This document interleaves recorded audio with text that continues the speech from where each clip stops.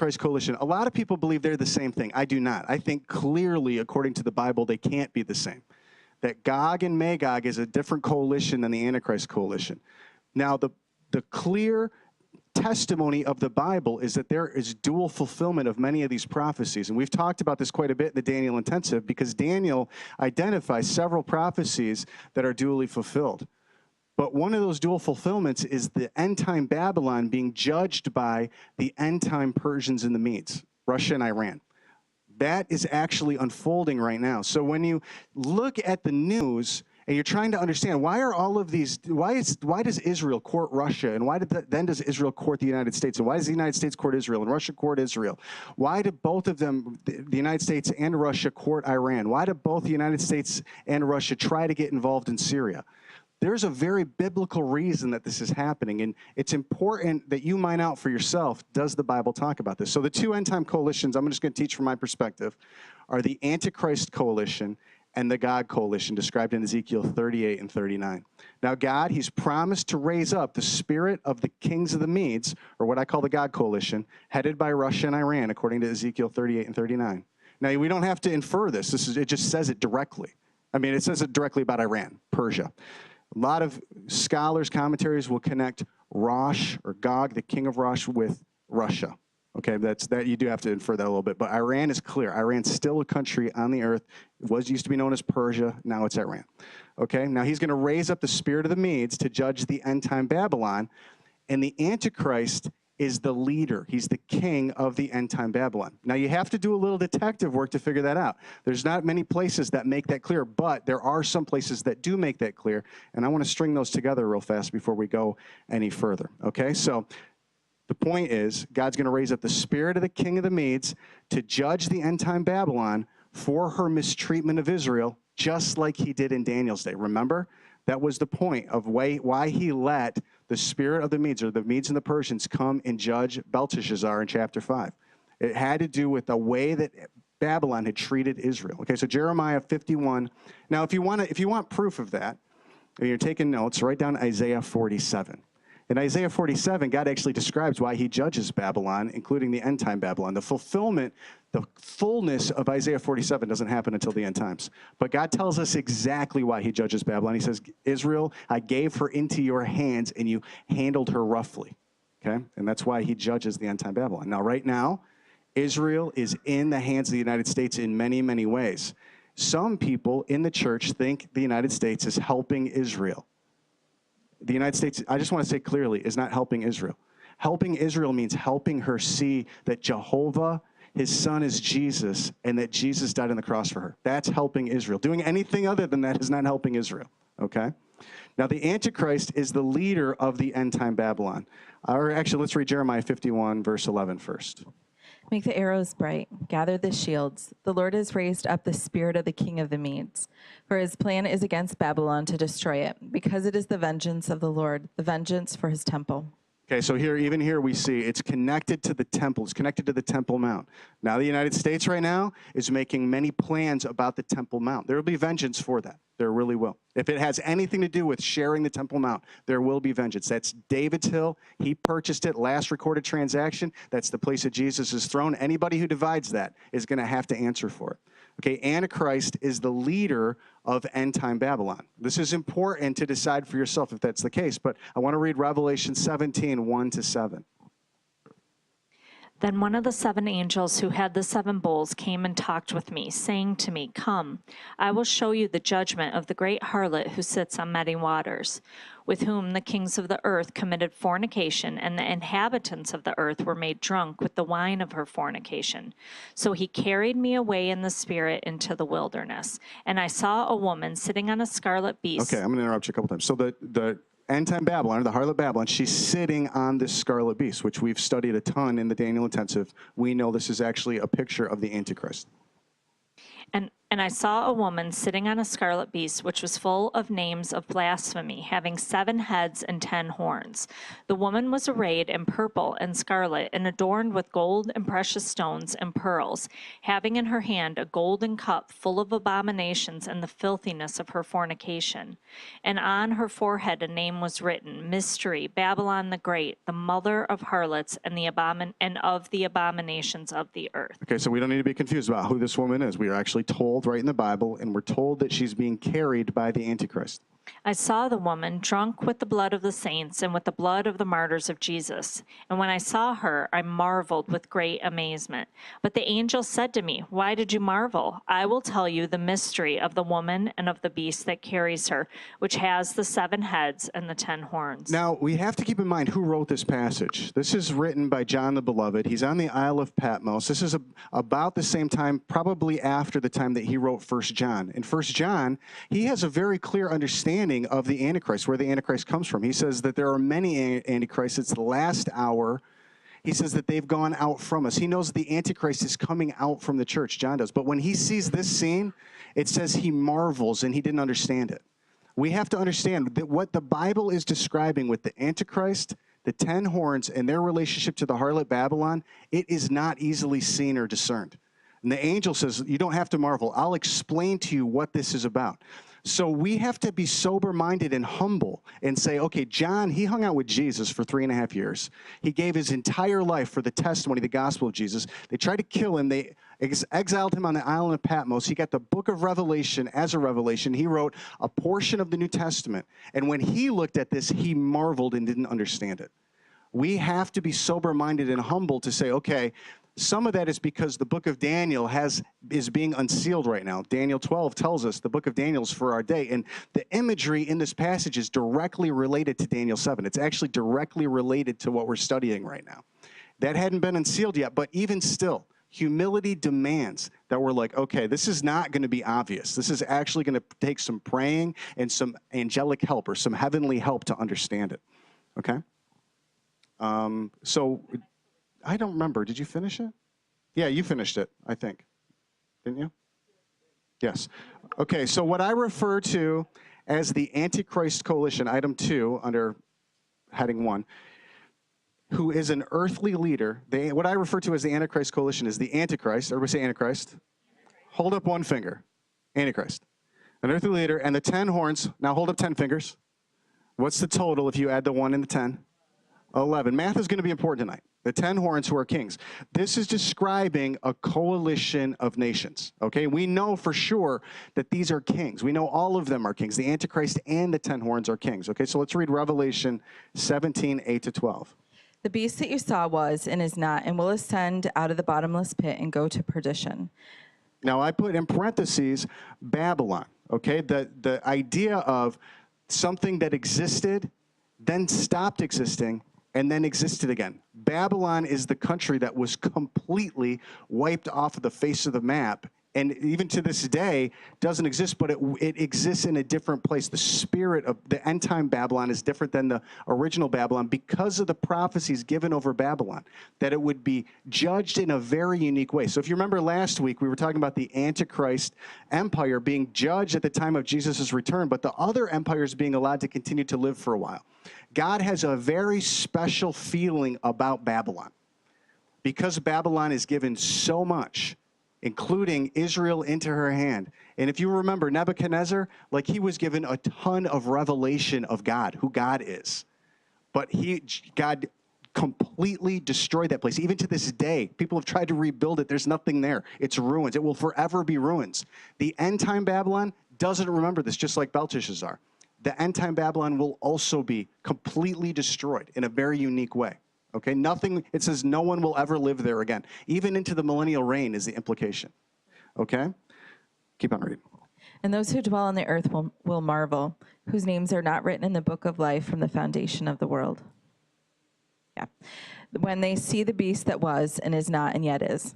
Here's the mind which has wisdom. The 7 heads are 7 mountains on which the woman sits. There are also 7 kings. Okay, now this is important because if you start to study this, it's easy to start to think, well, the woman, she's just riding on the last iteration, the Antichrist iteration, but that's not true. It says the woman's riding on all 7 mountains. It goes all the way back to Nimrod and Babel. She's riding on this reality. Just like Jesus, he built the church on the rock of Peter's revelation. You are the Messiah. He says the Holy Spirit revealed that to you. Man didn't reveal that to you. The false church, the harlot Babylon, she's built on the revelation. We can make for ourselves a name. We can provide for ourselves our own salvation is what that means in the translation. That we could build a tower whose top is in the heaven. We don't need to wait for God. We can do everything God would want us to do right now without waiting. It goes all the way back to the first hill, and on every hill, successive hill. So when we study out Daniel, and we look at Daniel's relationship with Nebuchadnezzar, and we're like, they kind of got along. And Nebuchadnezzar, he wasn't just like, a Halloweenized, awful, evil, trying to kill everybody guy. And then we look at Darius, and we look at Alexander the Great. We look at the Caesars. Like, we look at all these iterations, and we see something that it maybe is missed right now by the modern church, which is that this is a harlotry. It's confusing. It's easy to get caught up in, and it's on all 7 of these mountains that the harlot sits. It's like we have to study Nimrod. We have to study Pharaoh. Like, look at Pharaoh. Look at Moses' relationship with Pharaoh. Like, Pharaoh's household adopted Moses, and then when he came back, there's a very strange tussle between Moses. You were raised as Egyptian royalty, but now you're being loyal to this God of the Hebrews. Do you see what I'm saying? So on every one of these iterations, the woman sits. What was that? There are also 7 kings. 5 have fallen, 1 is, and the other has not yet come. And when he comes, he must continue a short time. The beast that was and is not is himself also the 8th, and is of the 7th, and is going to perdition. The 10 horns which you saw are 10 kings. Everybody say kings. Kings. We don't have to wonder who the horns are. The horns are kings of their countries. Who have received no kingdom as yet. Now that word kingdom, you go ahead and finish the passage. But they receive authority for 1 hour as kings with the beast. So in that, where it says they have received no kingdom yet, I underline that. The word translated kingdom in verse 12 is basileia, which means right to rule or dominion.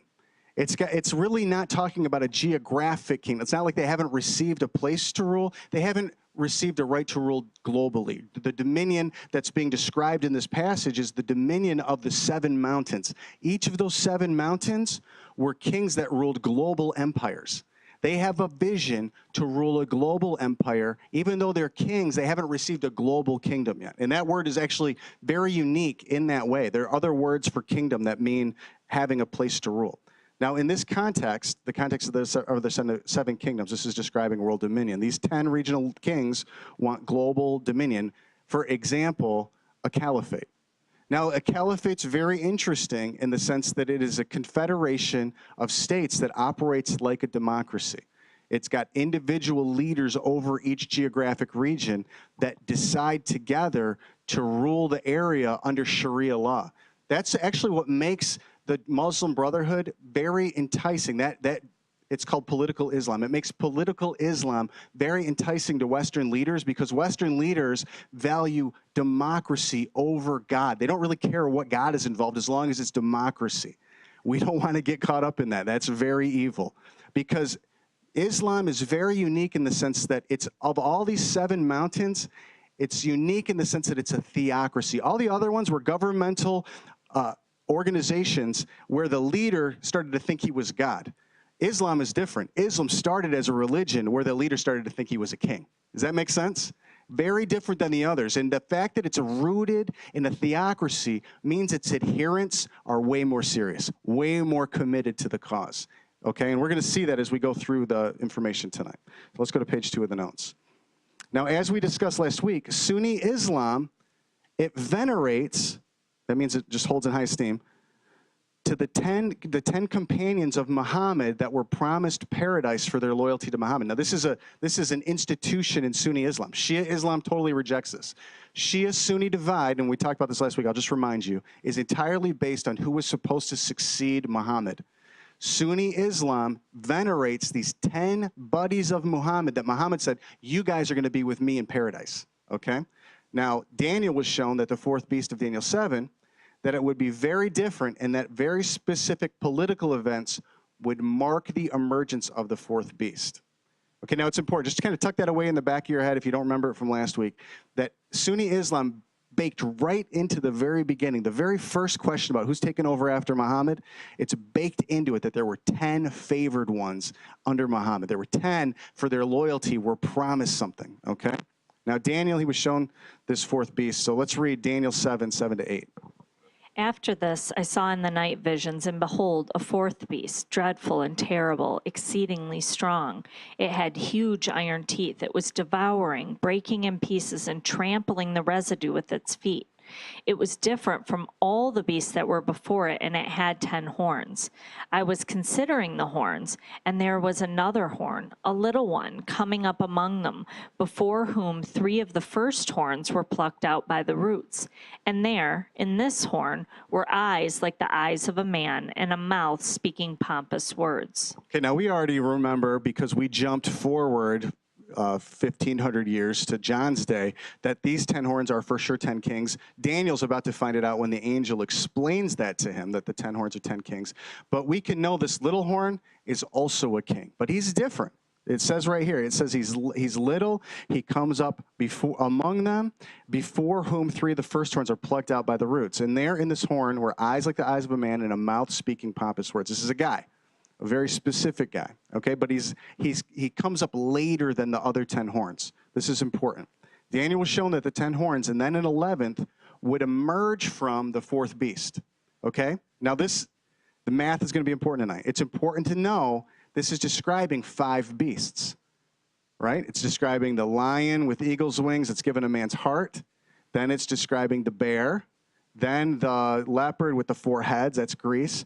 Then the fourth empire, which is different than all the rest. And then these 10 horns come from it. And then an 11th, this is a 5th empire. This passage, even though it talks about 4 beasts, is describing 5 empires. The Antichrist grows out of the head of the 4th beast, okay?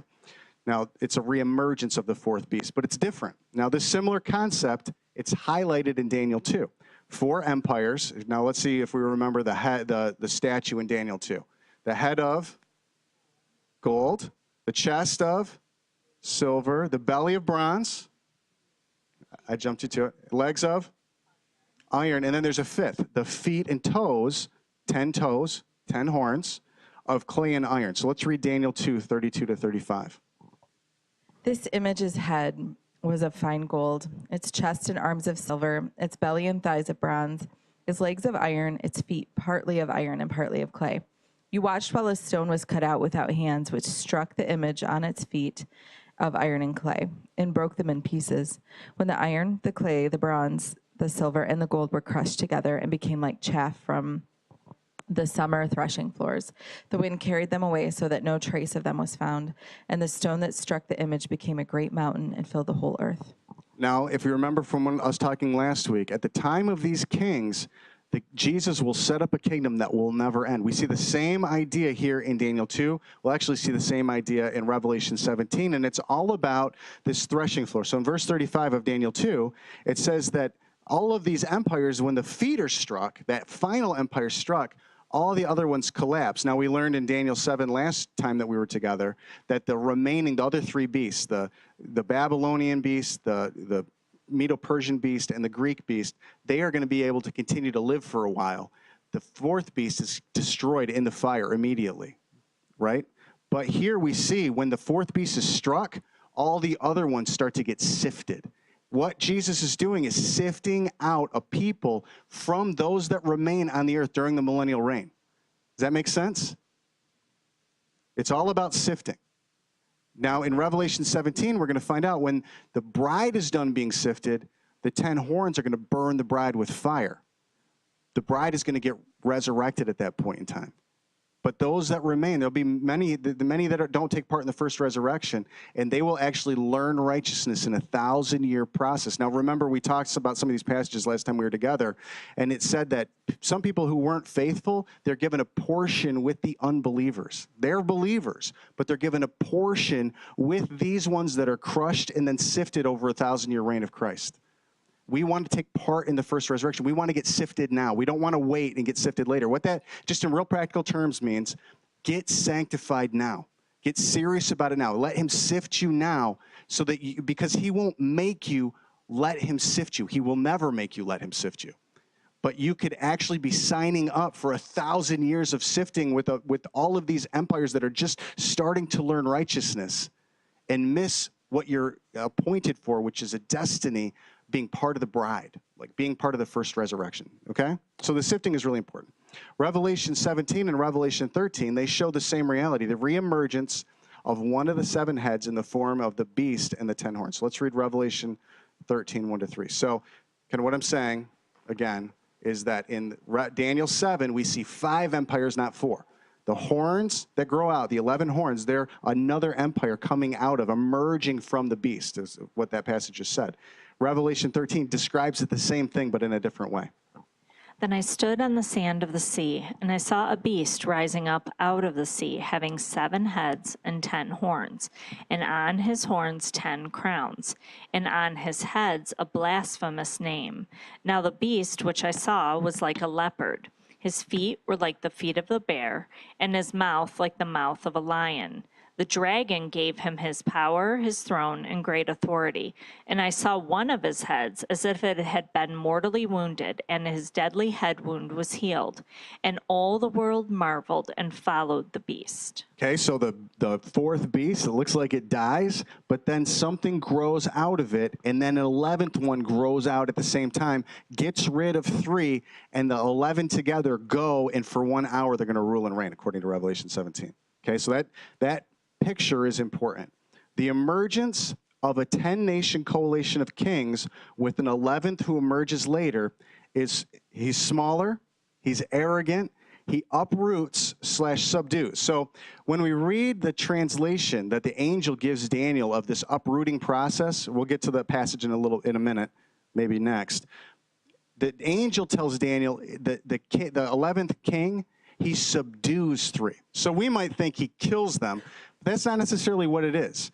There's some really contrasting language, uprooting, plucking up by the roots, and then subduing. Those are 2 different kind of ideas. It might be more mild than we might picture for the uprooting is my point, okay? Okay, so, the emergence of a 10-nation coalition of kings with an 11th who emerges later is smaller, is arrogant, and uproots, subdues 3 kings to coalesce 10. This is bold, highlighted, and underlined. That means I really want you to pay attention. This is the major sign of the Antichrist empire. This is the main sign. You remember when Jesus, he's in Israel and he's doing miracles, and they're like, just give us a sign and we'll believe you're the Messiah. He says, no sign will be given but the sign of Jonah. He says, an evil and adulterous generation seeks a sign. This sign is the major sign of the Antichrist coalition forming, but because of the hardness of heart of man, just like in Jesus' first coming, my opinion, just like in the days of Noah, like Jesus said in Matthew 24, we should expect people will not pay any attention to this sign, and we'll keep saying, show me another sign, show me another sign.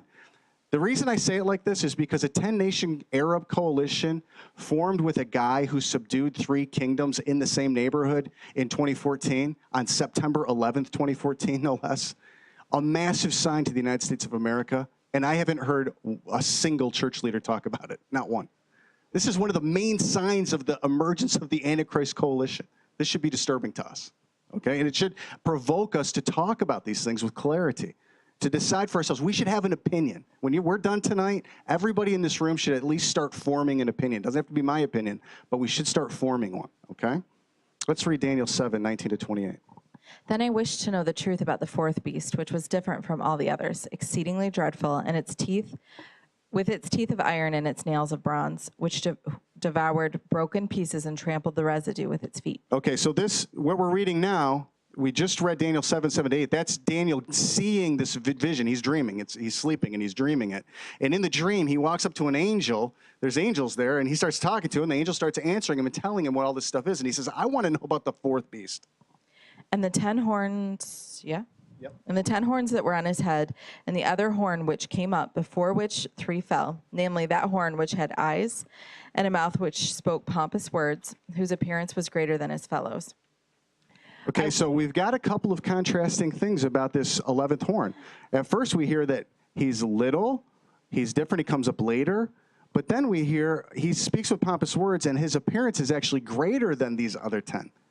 So what is it? It's both. This is not going to be super clear. It takes eyes to see. We need to be praying, Holy Spirit, give me eyes to see. How is he greater than his fellows, but still little? Okay?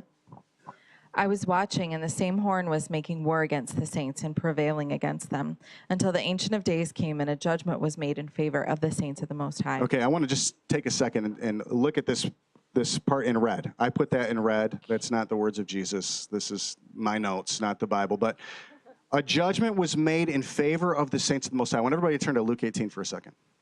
The answer to everything we're talking about tonight is night and day prayer.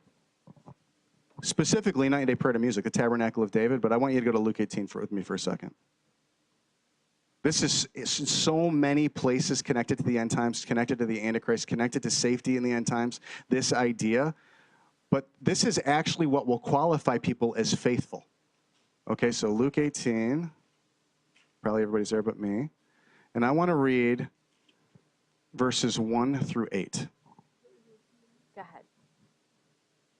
And he spoke a parable to them, that men, is that where we are? That men always ought to pray and not lose heart. Okay, I just want everybody to say that. Always ought to.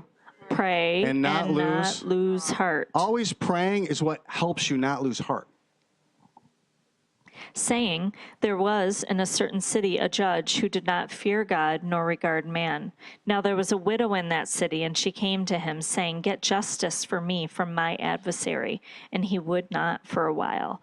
But afterward he said within himself, though I do not fear God nor regard man, yet because this widow troubles me, I will avenge her, lest by her continual coming she weary me.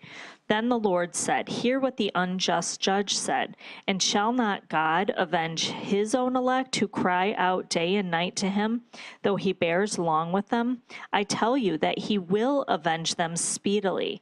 Nevertheless, when the Son of Man comes, will he really find faith on the earth? So in this Daniel 7 passage, we find out that there's coming a moment when the Antichrist, this 11th horn, is prevailing against the saints until the Ancient of Days came and a judgment was made in favor of the saints of the Most High. Jesus tells us how this happens. Our praying day and night is not because we need to convince God to move. He's bearing long with us. He's waiting for us to get what's really happening. And us talking to him, us crying out to him, us asking for vengeance. That cry for vengeance, over time, it will release understanding bit by bit, and our cry will get more in line with his heart, and then he'll say, you're sifted. A judgment is made in your favor. Come up here, like he did to John. That's what we want. We want to be a part of the bride that is made ready through this time. Many people will completely ignore this and will be found unfaithful. There's a ton of passages about his coming like a thief in the night, and many people being found unfaithful. If you do anything, make your life about gathering together and petitioning Jesus to come and avenge his own elect. Because he says, that's where I find faith. Will I find people doing this? If I do, I'll find faith. Who is the wise and faithful servant, giving other servants the right food at the right time? I will come and make him a ruler over all that I own. But if that evil servant says in his heart, my master is delaying his coming, I will give him a portion with the hypocrites. You don't want that to happen. Right here, we're finding out that this is all about the sifting of a bride, the waiting for a judgment to be made in favor of the saints, though he bears long with them. When it says he bears long with them, it's in the context of them crying out day and night. Now, he loves our prayer, but he's also like, I see you in a couple months, you're going to pray differently about this. You're going to pray less about how everyone else is wrong and more about how you are. This is the way Daniel prayed. Lord, I repent for the evil done in your city. I repent for us not taking seriously the place of your presence in Jerusalem. It's not about how everybody else in the world is screwing it up, and if they just knew what we knew, it'd be okay. Our prayers will change if we do this. We'll be found faithful. We'll be found to find out this time is about us getting sanctified. Okay, let's keep reading. And the time came for the saints to possess the kingdom. Thus he said, the fourth beast shall be a fourth kingdom on earth. It shall be different from all the other kingdoms, and shall devour the whole earth, trample it, and break it in pieces. Now, Daniel, in the vision, in the dream, he noticed that this kingdom was different. The angel confirms it. Yes, this is different. This is entirely different. In the way that this kingdom treats the places that it conquers, it will completely try to destroy any trace of what was before it. The 10 horns are 10 kings who shall arise from this kingdom, and another shall rise after them. He shall be different from the first ones, and shall subdue three kings. Yeah. He shall speak pompous words against the Most High, shall persecute the saints of the Most High, and shall intend to change times and laws. Then the saints shall be given into his hand for a time, times, and half a time. But the court shall be seated, and they shall take away his dominion, to consume and destroy it forever. So at the same time the saints are being given into the hand of the Antichrist, the very court that's going to make a judgment in favor of the saints is being set up. If we're praying in this time, we're praying as the court is being set up. Does that make sense? Then the kingdom and dominion and the greatness of the kingdoms under the whole heaven shall be given to the people, the saints of the Most High. His kingdom is an everlasting kingdom, and all dominions shall serve and obey him. This is the end of the account. As for me, Daniel, my thoughts greatly troubled me, and my countenance changed, but I kept the matter in my heart. Okay, so I want you to look at these last two verses. Then the kingdom, dominion, and the greatness of the kingdoms under the whole heaven shall be given to the people, the saints of the Most High. This is the most glorious reality we're going to find in the Bible, that the saints are given the kingdom with Jesus. Jesus gets a bride. That's the, I'm saying it kind of weak. Jesus gets what he paid for. But Daniel says, this is the end of my account. And when I saw all of it in the light, even of this great, glorious truth that God will get the garden back, that he'll get what he wanted when he made man in Genesis 1:28, he says, my thoughts greatly troubled me and my countenance changed, but I kept the matter in my heart. He's saying, I'm pondering this, like this is painful. I see it's great, but it's also terrible. This is the day of the Lord. The day of the Lord is great and very terrible. When Ezekiel gets the scroll with this information, it's bitter and it's sweet. It tastes good in his mouth. It turns his stomach. If we're looking at the end times, right, if we're looking at the time we live in, I'm going to stop saying end times. We're looking at the time we live in, right? It's great and terrible. It's sweet in the mouth, and it makes the stomach bitter and hurt. And if we don't feel that, there's something disconnected from the reality of it. If we're like, yes, this is all great, we all win, that's not real. If it's all, this is terrible, this is awful, that's not real. It's bitter and sweet. It's great and terrible. Now, Islam, it's different from all other global kingdoms, and since it was a theocracy, I talked about that already. The word Islam literally means submission. That's what the word means. It's different than any of those other kingdoms. Its entire stated goal is to subdue the earth. Now, who is supposed to subdue the earth? Jesus. Actually, people. Genesis 1:28. Let us make man in our image, that he would go and subdue everything, all of creation. This is a counterfeit army that's serving Satan. Yeah. Yes, Satan wants it. Very good. And he's got a worship plan to try and get it. Now, because it isn't simply a governmental system, but rather a religion, its adherents are much less accepting of what it would term infidel cultures. The Antichrist, the 11th horn, is not Islamic. Very clearly, according to this passage. Now, you'll hear some teachers say that they believe in an Islamic Antichrist, but I want you to actually look at this passage. He arises later, and he is different from the first ones. It says, if you go back up to verse 24, it's underlined and bolded. The 10 horns are 10 kings who shall arise from this kingdom. They come out of that fourth empire. Another shall arise after them, and he shall be different from the first ones. He's not like them. He's using them. He's co-opting their natural desire to get a kingdom. They haven't been given a kingdom. Remember that Revelation 17 passage. He knows what they want, and he's offering them power for loyalty. This is the way Satan fell. We read about it in Ezekiel 28, that it says he was made perfect. He had all the timbrels and pipes made for him until iniquity was found in him by the abundance of his trading. What was he trading? He's telling the other angels, if you will turn from Jehovah, I'll give you a higher place than he gave you. Same thing he said to Adam and Eve. You won't die. I'm actually telling you how to get something better if you believe me. But what did they get? Death. He's a liar. He's lying. And the Antichrist, his son, does the exact same thing. He's not Islamic, but he's just fine if Islamic people believe he's Islamic. He's just fine if Christian people believe he's Christian. He's just fine if Buddhist people believe he's Buddhist. He wants to co-opt their loyalty. He's trying to water down their loyalty so that he can control them. Or Satan is. He might not even understand it. Now, the Antichrist, he is anti-religious. The Antichrist is a humanist and grows in the belief that he is God.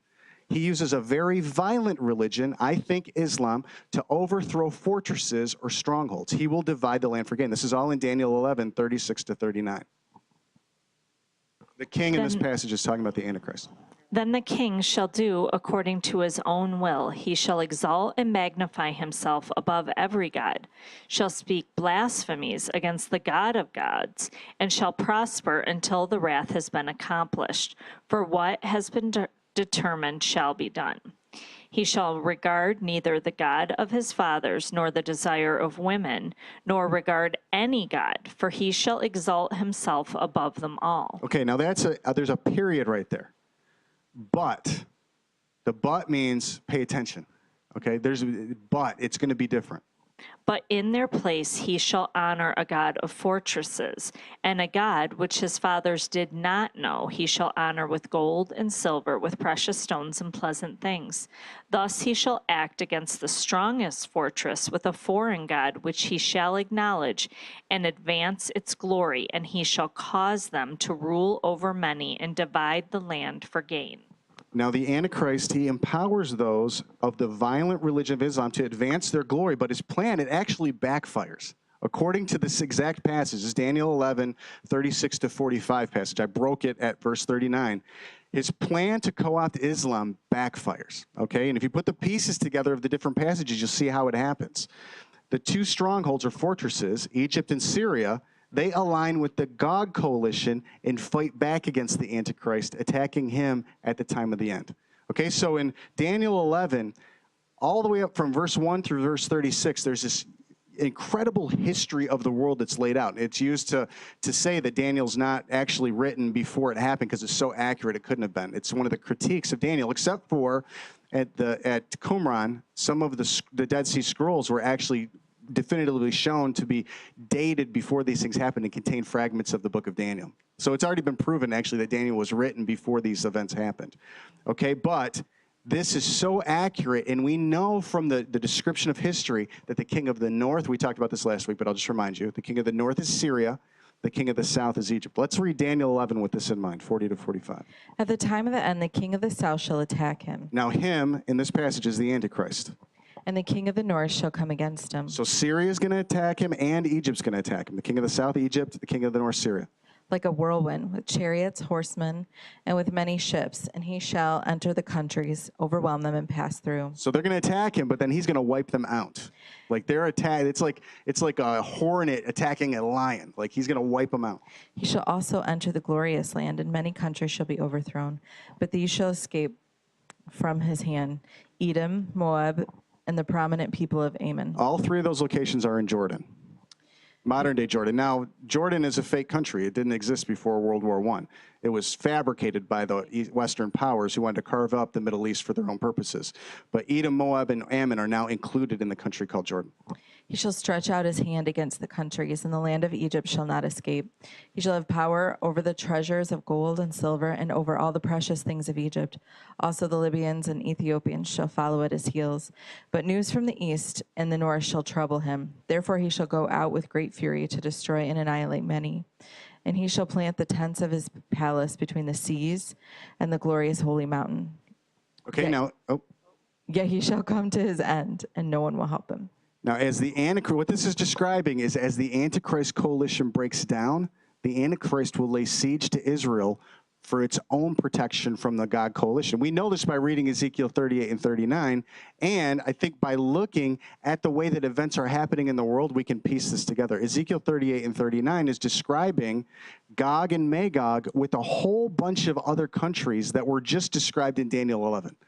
So we see, now it's important to understand, the aligning of these countries based on politics of today and religion of today is very unlikely. We're talking about a mix of Sunni and Shia Islam countries that, if you know anything about history in the last 150 years, hate each other, do not get along, form alliances against each other. So the Cold War, during the Cold War, Russia co-opted Shia Islam countries because of their natural hatred of Sunni Islam countries, and the West co-opted Sunni Islam countries and fought a proxy war, a proxy Cold War in the Middle East.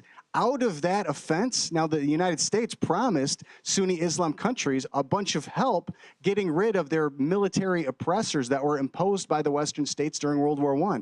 But what the United States actually did, and its allies actually did, is when the Cold War stopped, we just abandoned all these people that thought that we were going to reciprocate their cause. We weren't. We were using them. If you ever want to watch a movie about this, Charlie Wilson's War, it's profanity laced, but it lays out this history actually very well. This is what led to Osama bin Laden creating Al-Qaeda. His offense with the United States and abandoning the Mujahideen fighters that he was funding with his parents' construction company money during the Cold War. And then he declared war on the United States. Yeah, does anybody remember that? Does anybody remember when Osama bin Laden declared war on the United States? And a bunch of people were like, why is this Arab guy declaring war on the United States? Well, he had a very good reason for it from humanity's standpoint. He got totally jacked when the United States used him and a bunch of the people that believed in the same thing he believed in, and then they were offended and decided to declare war on the United States. We're still fighting that war to this day. Okay. Now, as the Antichrist coalition breaks down, the Antichrist will lay siege to Israel for its own protection from the God coalition, Ezekiel 38 to 39. Pay attention to the names of the countries. The countries, okay. And say, thus says the Lord God, behold, I am against you, O Gog, the prince of Rosh, Mesesh and Tubal. I will turn you around, put hooks in your jaws, and lead you out with all your army, horses and horsemen, all splendidly clothed, a great company with bucklers and shields, of all of them handling swords. Now, we don't have time tonight to go into all of Ezekiel 38 and 39, but if you look at Ezekiel 39, you'll see he says, I'll bring you out of the far north. So if you go back up to that Daniel passage, Daniel 11, 44, news from the east, that's Persia, and the north, out of the far north is Rosh, or Gog, where Gog's from. Persia, Ethiopia, and Libya are with them, all of them with shield and helmet. Gomer and all its troops, the house of Togarmah, from the far north, and all its troops, many people are with you. Now, Gomer is Turkey. And the house of Togarmah is most commentaries that you're going to read are associate that with Turkey. Many people are with you. Prepare yourself and be ready, you and all your companies that are gathered about you, and be a guard for them. After many days you will be visited. In the latter years you will come into the land of those brought back from the sword and gathered from many people on the mountains of Israel, which had long been desolate. They were brought out of the nations, and now all of them dwell safely.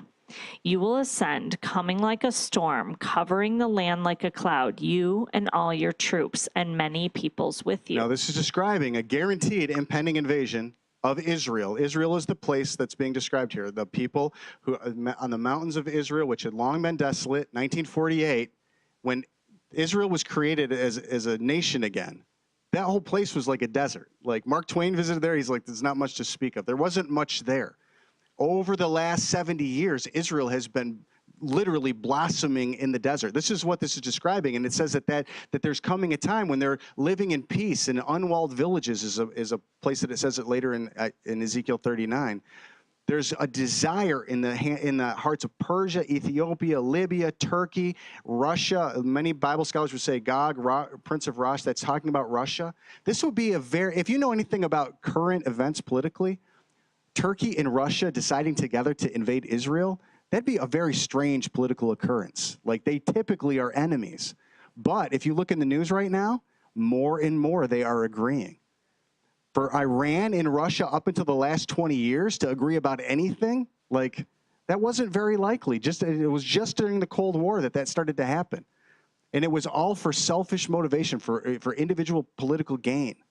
But we're seeing literal Bible prophecy unfold all around us in the politics. A very unlikely event, suddenly incredibly likely, and we need to respond. Okay, now, the modern day fulfillment of Daniel 7. We're good. We started late. We did start late. Okay. You guys okay? Good. Great. During World War I, this is just a little bit of world history that you actually have to understand. So if you don't get it all tonight, that's okay. Keep these notes. This is really simple world history. If I could understand it, anybody can understand it. But during World War I, the Western powers divided up the Middle East, imposing what most Middle Easterners see as colonialist dominion over the Middle East. If you listen to the rhetoric coming out of the Middle East, you'll hear terms like crusader, colonialists. Now, the last president, Dinesh D'Souza, made a great movie called 2016, America 2016, where he laid out how the former president was literally an anti-colonialist, like very clearly. In fact, Dinesh D'Souza just got a pardon by the current president because as soon as he released that movie that was calling the former president an anti-colonialist, the IRS started to investigate him for tax evasion because he gave a friend of his too much money for a political cause. He didn't realize he had broke the rules. And so he literally just got pardoned yesterday from all this. I think it was yesterday. Like, the fact that there's a colonial sentiment in the Middle East, what all of the resistance movements in the Middle East, Al-Qaeda, Hamas, the Al-Nusra Front, ISIS, the Muslim Brotherhood is the granddaddy of all these, what they all want is to get rid of what they see as the colonial power interfering in their native power that was expressed in the fullest during the Ottoman Empire. The Ottoman Empire ruled for like 1,600 years. It's the glory days of Islam, in their opinion. And as soon as the Ottoman Empire died, this is what happened. The agreement to divide the Middle East and impose new boundaries is known as the Sykes-Picot Agreement. From Wikipedia, this is what it says. The Sykes-Picot Agreement, officially known as the Asia Minor Agreement, it was a secret 1916 agreement between the United Kingdom and France to which the Russian Empire assented. This is important, because Russia plays this reality off of the Western powers. The Western powers play this reality off of Russia, but they were both complicit in it. The agreement defined their mutually agreed spheres of influence and control in southwestern Asia. The agreement was based on the premise that the Triple Entente would succeed in defeating the Ottoman Empire during World War I, which it did. The Ottoman Empire was seen as the glory days of Islam. As soon as the Ottoman Empire was defeated, the Muslim Brotherhood, an organization committed to the resurrection of the Islamic Caliphate, it emerged. The vast majority of Sunni resistance movements to emerge in the Middle East in the last 100 years were all born from the Muslim Brotherhood. Like, the Muslim Brotherhood were the original idea guys. Every iteration since then, Al-Qaeda, Al-Nusra Front, Al-Qaeda in Iraq, then ISIS. These are just simply more extreme people that slide off of the original group. Like Al-Qaeda, not nearly as extreme as ISIS. There was a group within Al-Qaeda that was like, we should kill more people. There were some in Al-Qaeda that were like, we should kill less people. We'll get our cause met quicker. Those more violent people formed Al-Qaeda in Iraq and then ISIS. But it's all the same ideology. It all goes back to the same desire for a caliphate. And if you listen to what they say, they all say the same thing. They just have a different means to going about getting it. The same is true in the church. The exact same. Most of us want Jesus to come. We all have different ideas about how that's going to happen. Some people are more vehement about prayer and worship. Other people are more vehement about political things happening. Other people are more vehement about humanitarianism. Like, we have to understand this is a counterfeit of the bride. It's harlotry. There are many people falling into harlotry right now because what they believe in is a theocracy, a political system of submission. You do not want to get caught up in that. You do not want Jesus to be politicized at all. You want to stand outside of that, because that's just simply agreeing with the same sentiment that rules Islam, the caliphate. Okay, so... Yeah. I just have a question. Go on. Maybe you're gonna talk about this. I'm just trying to read ahead real fast, but so Sykes-Picot is annoying to Muslims. All of Islam.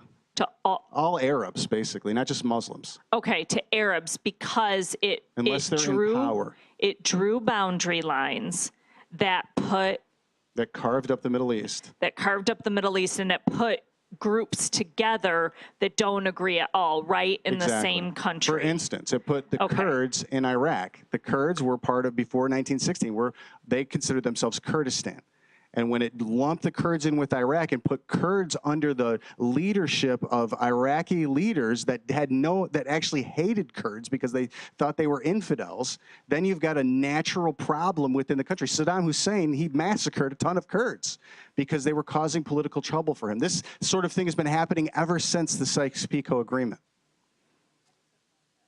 Okay, so the Muslim Brotherhood, it exists to reestablish the caliphate of the Ottoman Empire, which breathed its last breath in Turkey when a revolution in Turkey ended the Ottoman Empire's last stronghold of government. The Ottoman Empire was basically reduced all the way to the country of Turkey, and then Turkey had a revolution, became a democratic country, and the Ottoman Empire was done. And as soon as that happened, the Muslim Brotherhood emerged and said, we'll restore the glory days of Islam. Now, the Muslim Brotherhood is dedicated to erasing of the colonialist Sykes-Picot boundaries. I give you a passage from the Muslim Brotherhood website. I don't want to read it for the sake of time, but I'll read the first paragraph. A century has passed. This was released in 2016, May 16, 2016. Century has passed since the secret agreement signed on May 17, 1916 by the French diplomat Francois Gorges-Picot and Britain's representative Mark Sykes, with the assent of the Russian Empire, to partition and share the Ottoman Empire areas, the last Islamic caliphate, with the help of local allies who lusted after power, traitors who betrayed their Arab identity and Islam, their faith. This is the basis of every Islamic resistance movement, even to this day. Now, they disagree about how violently this should be carried out, but they all agree that it should be. Okay, this is important to understand. Al-Qaeda, then they'll all fight each other for the right to be right, just like the church. The church does the same things. Okay, we shouldn't. We should be in agreement with the head, but this is the heart of man. Okay, and then there's a lot more written. The Sunni resistant movements were co-opted by the USA during the Cold War. We already talked about that, to fight Russia, who had co-opted Shia Islam. Sunni freedom fighters were promised help to become free of the military junta leaders. So if you go back up, actually, to this letter that was written by Dr. Talat Fahmy, who is a leader of the Muslim Brotherhood spokesman. And we go down to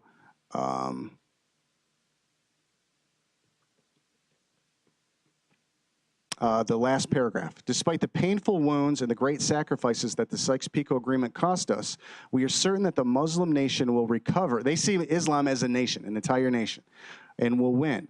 And that Muslims will be freed from all chains and servitude to the usurpers, occupiers, or brutal military juntas.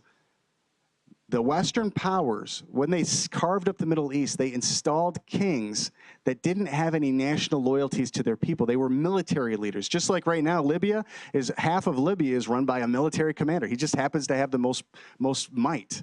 And might makes right in this area, and sometimes, but the people of Islam, they don't want that. They want somebody to come and rescue them from these military junta leaders. So, for instance, in Egypt, Hosni Mubarak, he was a military leader that was basically brought to power with the help of the United States because of a peace agreement that Anwar Sadat made with Israel. And part of that peace agreement was that we'd pay Egypt billions of dollars a year in military aid. Well, the people of Egypt didn't like that. And in 2010, they started a revolution to change it, and the United States, under the former president, came and helped them get rid of that military junta leader. He became a hero in much of Islam.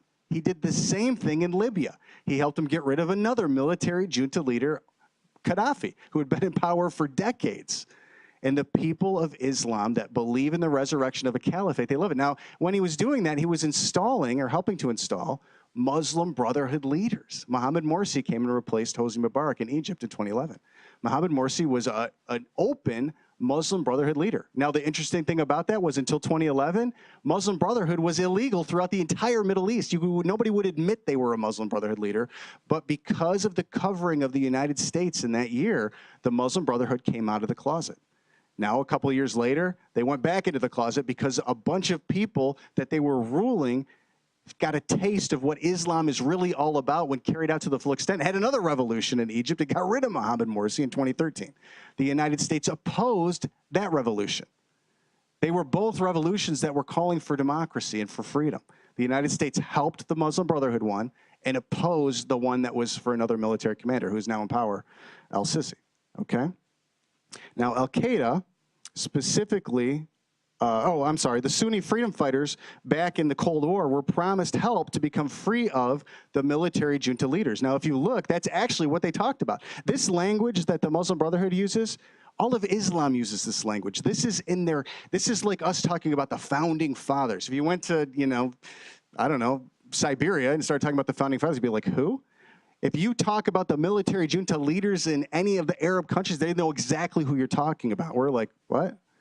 But it's in their national identity. It's what bands them together. It's what causes people to blow themselves up in a cause they see as righteous to get free of the Western colonialist powers. And in 2008 through 2016, we had a leader in our country that saw this very favorably, this anti-colonialism. That's the point I'm making. It's very important to understand.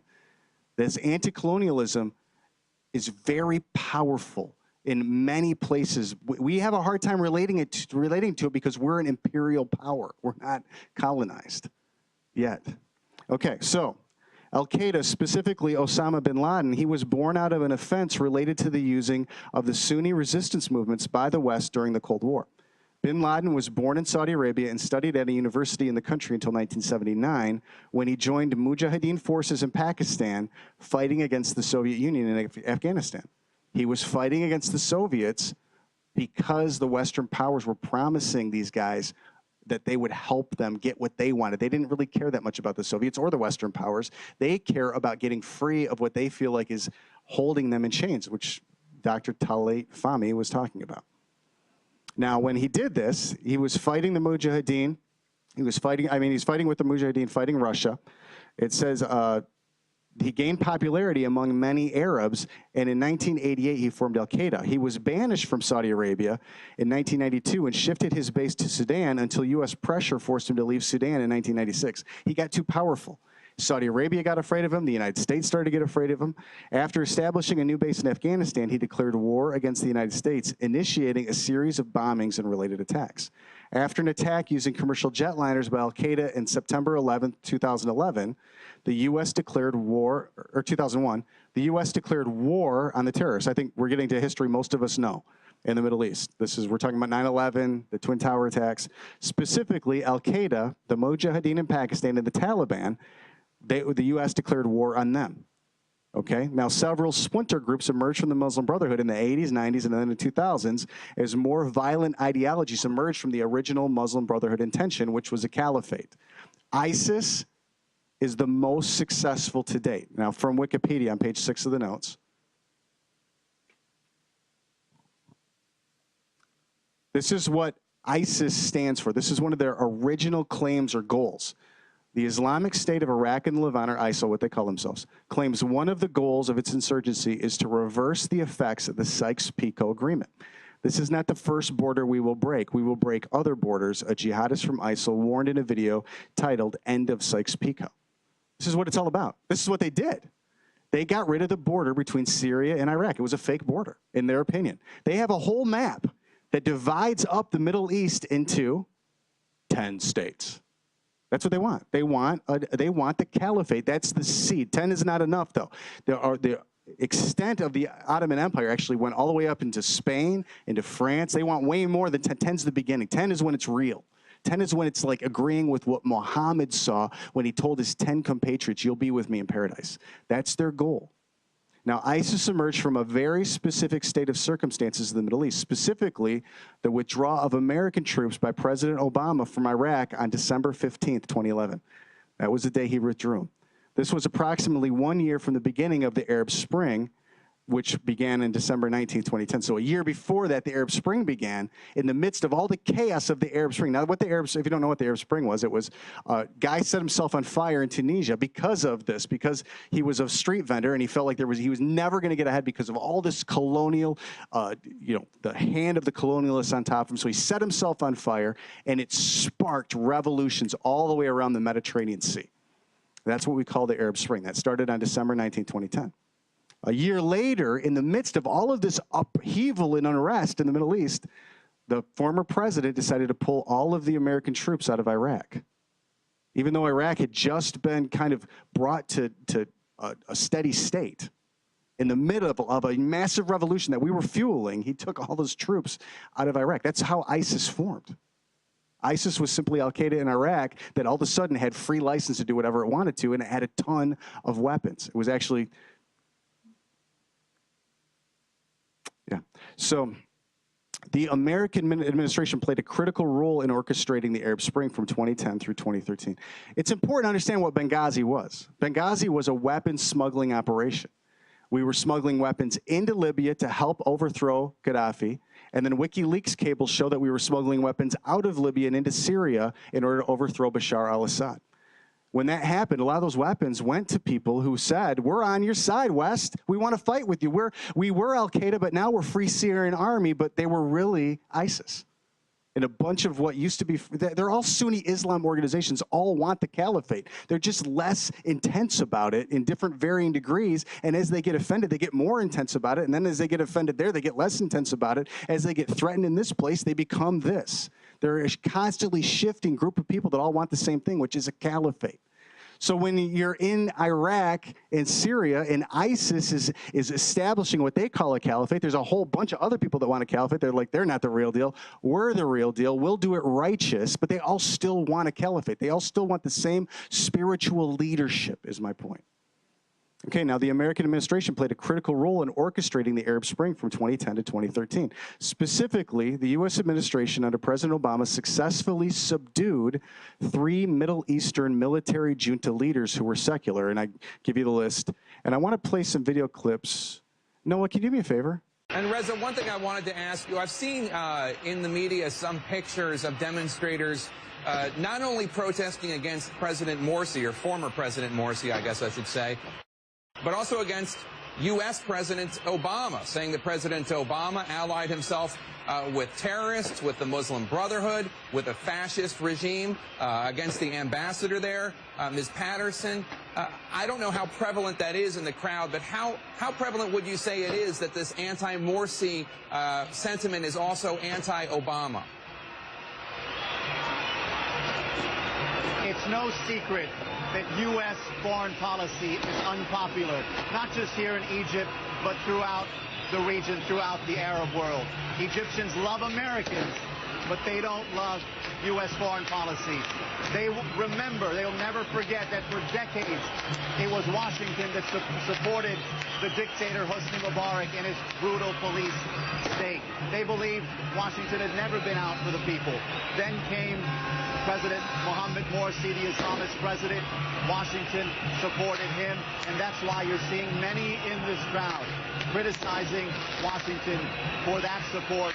Earlier today, the leaders of the campaign, this rebel campaign with this petition drive, with a harsh statement aimed at Washington, suggesting that Washington should stay out of Egypt's affairs, accusing Washington of trying to impose its will on Egypt for the interests of Israel. If you close that one, Noah. Now that was in Egypt. The United States helped foment the first revolution, which got rid of Hosni Mubarak, a military junta leader, installed Mohammed Morsi, a Muslim Brotherhood leader, and then the clip we just saw was in 2012 or 2013. They got rid of Mohammed Morsi because they got he started killing Coptic Christians all over Egypt. And if anybody didn't subscribe to the Muslim Brotherhood's version of Islam, they were persecuted as well. Okay, so let's go to the next one, which is going to be the ousting of Gaddafi. So, I mean, that is the land of unconfirmed. Yes, we came, we saw, he died. Did it have anything to do with your visit? No, oh, I'm sure it did. So that was, we got rid of Gaddafi. Like, we took full credit for that. She was Secretary of State under Obama at the time. Now this is about Bashar al-Assad, who was the next one. I am confident that Assad's days are numbered. The world will not waver.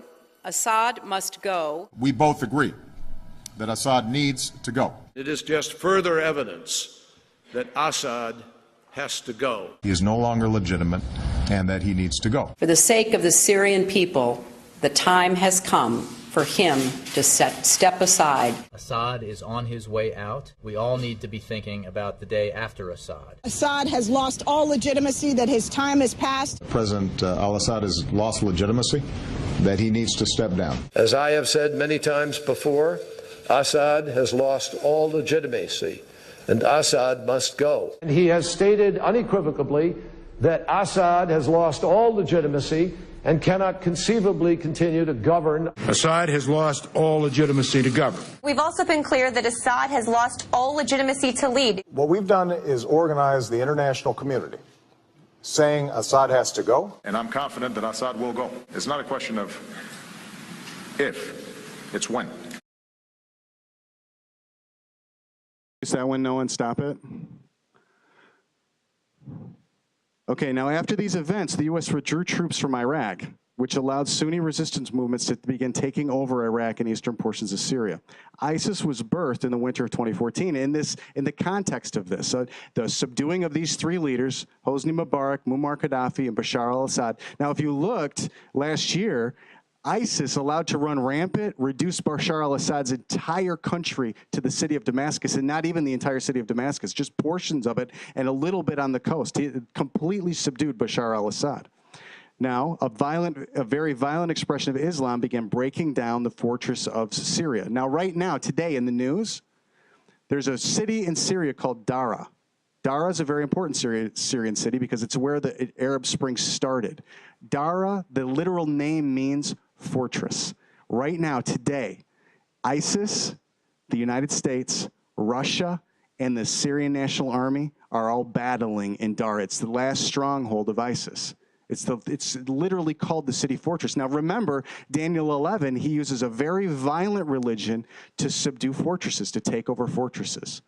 This is literally, I mean, this is, if it's not the actual biblical prophetic events happening, it's so unlikely, so statistically improbable. Even if it's not, we should be repenting like it is. We should be acting like it is, because we will be held accountable for seeing all these things in the news and not doing anything. Okay, now Dara, where the Arab Spring Revolution began in Syria, literally means fortress. Today, the last remaining elements of ISIS, the Sunni resistance, army rebels backed by the USA, and even U.S. troops. U.S. troops are stationed in Al-Tanf. We're all fighting. And the Syrian National Army backed by Russian troops, which are in the country, and Persia, Iran. They're literally all fighting over Dara today. On September 11th, 2014, President Obama organized a 10-nation Sunni Arab coalition to fight ISIS, which we helped create by orchestrating the exact conditions of a fire in the Middle East.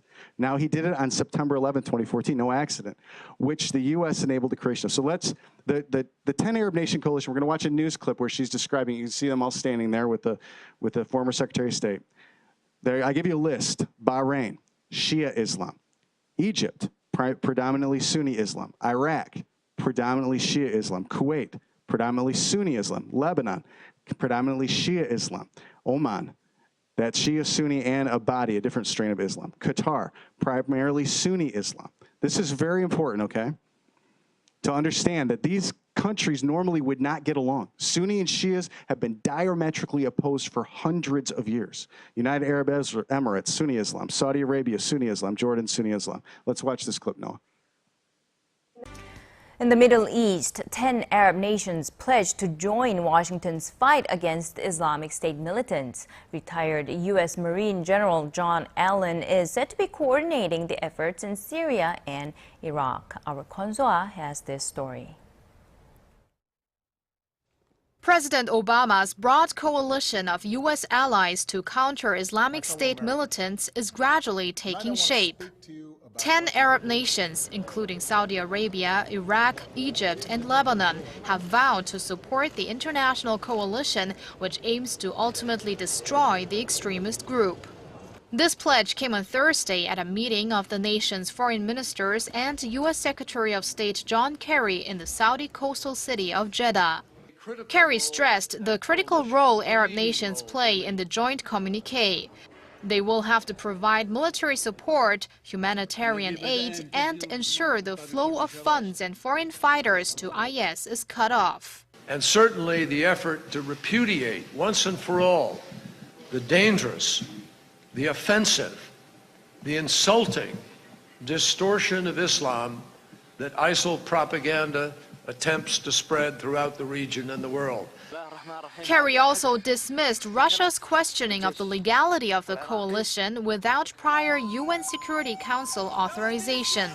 He said that if the situation wasn't so serious in Ukraine, it would be amusing to think about Moscow raising the issue of international law. Washington's European allies have been offering their own forms of support. Germany says it's happy to provide weapons and ammunition. Britain and France have not ruled out joining U.S.-led military action in Iraq, but are wary about joining potential operations against IS positions in Syria. Here in Korea, Seoul's foreign ministry reiterated Thursday that an aid package worth $1.2 million will be sent to help Iraqis displaced by the crisis. Kwon So-ah, Arirang News. Okay, Noah, you can end that one. Now, although both Sunnis and Shias are part of the 10-nation coalition, they don't adhere. Remember, the prophecy was there'd be like clay and iron. They'd mingle the seed of men, but they really won't adhere. Noah, let's watch the next video. This is an interview with a leader from Saudi Arabia when the coalition was formed. You know, Saudi Arabia says it has pushed for 3 years to get the U.S. involved in Syria, and it was a linchpin in forming the coalition of Arab states, now helping carry out airstrikes. But while America's focus is squarely on taking out ISIS, the Saudis quietly hope airstrikes will be part of a much broader goal for forcing Syrian President Bashar Assad out of power. We talked about that with the country's former U.S. ambassador, Prince Turki Al Faisal. Are these airstrikes against ISIS the first step in then ultimately removing Assad? I don't know, but I hope they are, because you can't simply deal with ISIS and not deal with Assad. There were Saudi warplanes involved? Absolutely. Muslims dropping bombs on Muslims? Well, you know, we don't consider ISIS as being a Muslim group because of what they do to Islam. But they say they are creating an Islamic state. That's what they claim. And unfortunately, some people believe them. But their actions belie their words. You don't simply create an Islamic state by chopping people's heads off and enforcing your opinion on them. Do you hope that the U.S. will go beyond airstrikes? You mean send ground troops? Yes. I think if the need for it arises, I hope the president will change his mind. Would Saudi Arabia be willing to send in ground troops? Look, we sent in our aircraft. I don't see any reason why we shouldn't send in our ground troops. You saw what the Iranians said, that this effort by your country and others was illegal in Syria. What about his troops being on the ground killing Syrians?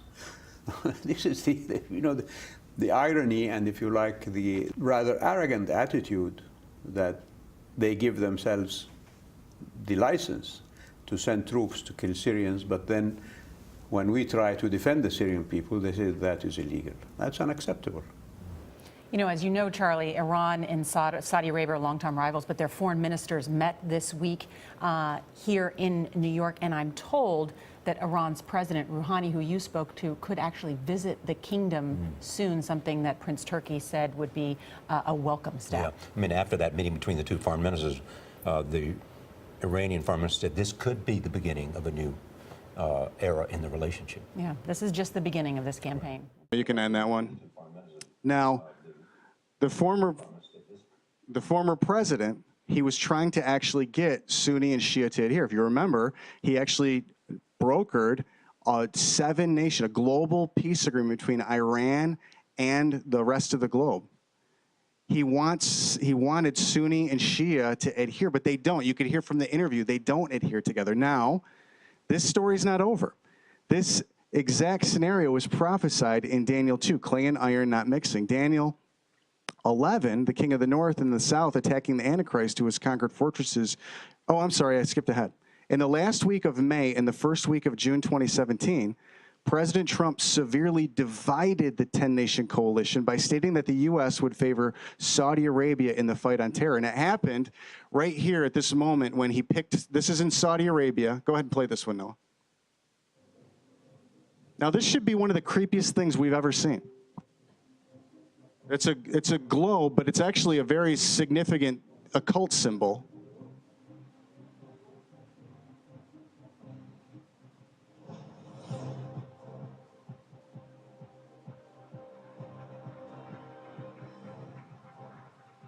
So this introduced a massive division in the 10-nation coalition. This was a surprise to most people. I am Leila. I work as a content developer. We develop videos, infographics, and motion graphics to combat extremist content. أعمل قائدا لفريق التحليل الإعلامي. يقوم نظامنا بمراقبة 100 قناة تلفزيونية عالمية. Now remember, Sunni Islam, they all want the same thing. They all want a caliphate. The terrorists just want it more violently. أنا عبد العزيز أعمل أخصائيا.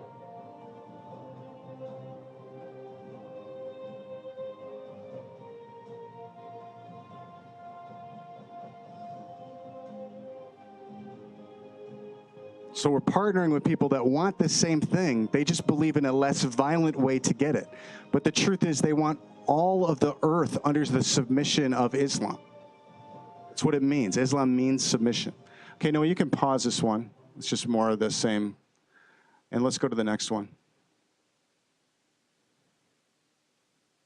This is the last one. President Trump is getting involved in what some are calling the biggest diplomatic crisis in the Middle East since the first Gulf War. Correspondent Rich Edson fills us in tonight from the State Department. President Trump has sided with Saudi Arabia and its Arab partners against Qatar in a diplomatic dispute that is isolating Qatar and threatening Gulf cooperation. Saudi Arabia, the United Arab Emirates, Egypt, Bahrain, and others have cut diplomatic ties over what they say is Qatar's support of terrorist groups. The president tweeted, quote, "During my recent trip to the Middle East, I stated that there can no longer be funding of radical ideology. Leaders point to Qatar. Look. So good to see the Saudi Arabia visit with the king and 50 countries already paying off. They said they would take a hard line on funding extremism, and all reference was pointing to Qatar. Perhaps this will be the beginning of the end to the horror of terrorism." Traveling in New Zealand, the Secretary of State offered a more neutral assessment, saying the U.S. is hopeful these countries can find a way to resolve their differences. As to the president's tweets, the president has his own unique way of communicating with the American people and the world. And it served him pretty well, and I don't intend to advise him on how he ought to communicate. That's up to him. Qatar argues these countries are trying to blunt its regional influence and that it supports popular democratic movements in the Middle East. We recognize that Qatar continues to make efforts to stop the financing of terror groups. They have made progress in this arena, but we recognize that more work needs to be done. With the region and president seemingly opposing Qatar, its critics say Qatar will have to alter its behavior to end the impasse. Mohammed Fahmy, a former Al Jazeera English bureau chief imprisoned for more than a year in Egypt, is criticizing his former network, which the Qatari government sponsors. In a statement to Fox News, Fahmy writes, quote, "Qatar remains under an unprecedented siege until it shuts down Al Jazeera, expels wanted Hamas and Muslim Brotherhood leaders living in its capital, ends its financing of terrorists and support of the Iranian agenda." Qatar's defenders point to the largest U.S. military installation in the Middle East, an airbase in Qatar, and Qatar's role in mediating regional conflicts, though this may be one of the most difficult and challenging conflicts it has been involved in. Brett. Rich, U.S. Ambassador to the United Nations Nikki Haley opened the 35th session of the UN Human Rights Council today with a warning to the group. Take a listen. As you know, the United States is looking carefully at this council and our participation in it. We see some areas for significant strengthening. So why the warning? The warning is over what she calls an anti-Israeli bias. She points to 5 different resolutions in the month of March criticizing Israel and then compared it to Venezuela, which she said the council failed to sanction, even though Venezuela, she said, has robbed its people of human rights. So she says she wants to reestablish the council's legitimacy, and therefore the administration is reviewing what kind of role it is going to have in that council. Haley then criticized Cuba and Iran. She even mentioned Saudi Arabia as a country that has not lived up to the full rights, the full standard of human rights on that council. Rich Edson, live at the State Department. Rich, thank you. Close this one, Noah. This is where it's going. Steph, if you don't mind coming back up. This is prophesied to happen. The 10 horns, it's a temporary coalition. It's the 10 toes of Daniel 2.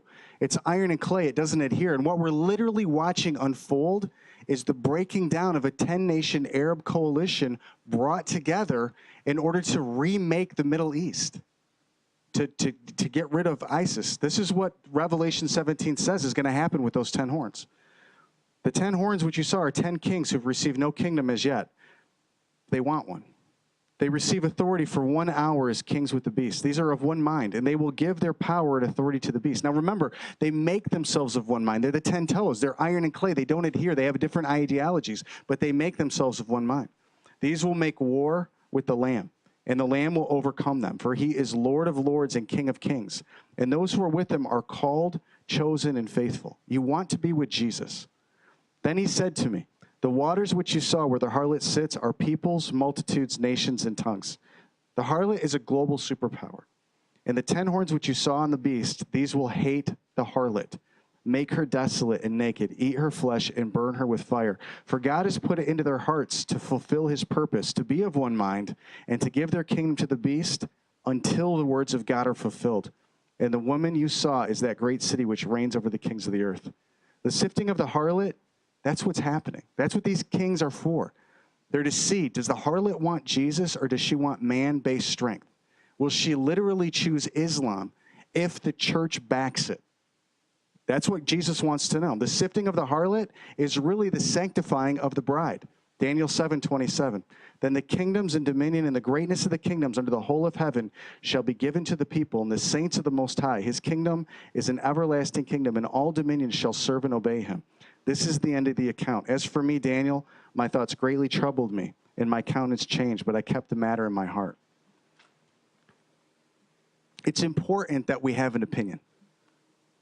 This stuff is really clear. Like, it is really clear.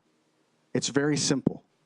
It doesn't take a ton of understanding to know that the 10 horns are 10 kings, to know the 11th is not like them, to know that he doesn't believe in their same God, to know that he uses a very violent religion in order to take down fortresses, and to find out that the woman he's carrying is going to be the target of these very 10 horns. Do you know what statistically the odds of this happening must be? That a man leading a world superpower would actually align with people that hate her, and that it would all fall apart and they would end up attacking her? We're literally watching this scenario unfold. This might not be it. It might not be. But if it's not, we should repent like it is. If you just want vision, if you want an opinion of your own, if you want understanding, I just want to pray for you. This is what Daniel offers us, is understanding. If you want that, just stand. I'm going to pray, and then we're going to worship and pray for a minute. Holy Spirit, I'm asking right now, would you just help us to see what you see? Would you help us to start thinking for ourselves, Lord? To have our own opinion with you about what we should do and what we should align with and who we want to be with. Lord, would you help us to see where the enemy is confusing the church? And would you help us to love her, that we'd be found faithful, that we'd give her the right food at the right time, that we wouldn't think you're delaying your coming. Lord, that we wouldn't be appointed a portion with the hypocrites or the unbelievers, but that we just simply try to see the fulfillment of the things that Daniel dreamed about and wrote down. I just thank you that he just had a normal night one night that turned into a dream that he wrote down that is still impacting world history. Would you help us, Lord, by faith, to take seriously what you show us? Would you give us vision? I'm asking all over the room right now. God, would you give us faces set like flint to figure this stuff out? To not believe what I say or what anybody else says, but to believe what you say, what the Spirit is saying to the churches. In Jesus' name.